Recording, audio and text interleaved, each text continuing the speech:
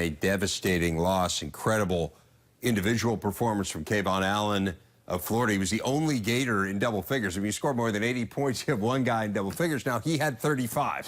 So that was a significant contribution, the most ever for a Florida player in an NCAA tournament game. But look, a lot of things Wisconsin did well. I mean, they shot over 50%. You mentioned it, Sean. Last 10 games, they've been the worst free throw shooting team in America out of 351 teams. Of all the teams that have played more than 3 games, no one worse than Wisconsin, and it kind of came back to bite them in this one. Yeah, they missed 5 free throws in overtime, and sticking with the theme of free throws, Kayvon Allen, who had really struggled shooting the ball coming into this ball game, he hit 6 free throws toward the end of the first half, which kind of raised his confidence. I thought that was really important. It allowed Florida not only to go into the locker room with a little bit of a lead, they also had the momentum, and more importantly, as the game unfolded, it kind of saw his confidence really rise to the top. And 16 turnovers for Wisconsin led to 20 points off of turnovers for Florida. But Wisconsin did so many things right in this game. They had double figures out of 5 guys. Their senior class showed up. They hit the big shot. Yes, they struggled from the free throw line, but Nigel stepped up and finally made the 2 big ones. If you have to dissect the last play right there, the one thing you can't do is you have to keep the offense in front of you, and they were too tight.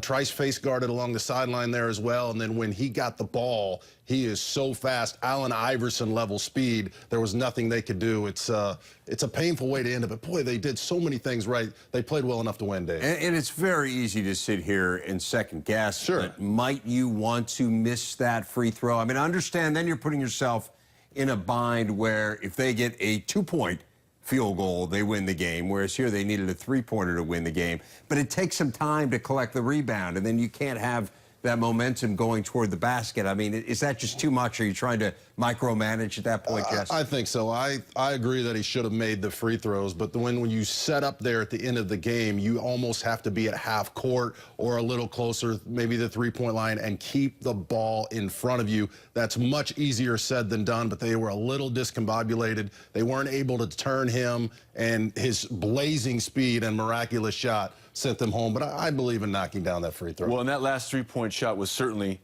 something that everyone's going to remember, especially down in Gainesville. But we would be wrong to overlook the play of Canyon Barry in overtime. He knocks down a couple of free throws. He didn't settle for a 3 when it was still a 5-point ball game. He gets to the rim, keeps them alive, and then his hustle and his ability to not foul Khalil Iverson. If Iverson's able to go up and finish that, this may be a completely different outcome. But the job that Canyon Barry, the 5th-year graduate transfer from Coastal Carolina, what he gave to Florida in their effort tonight was invaluable.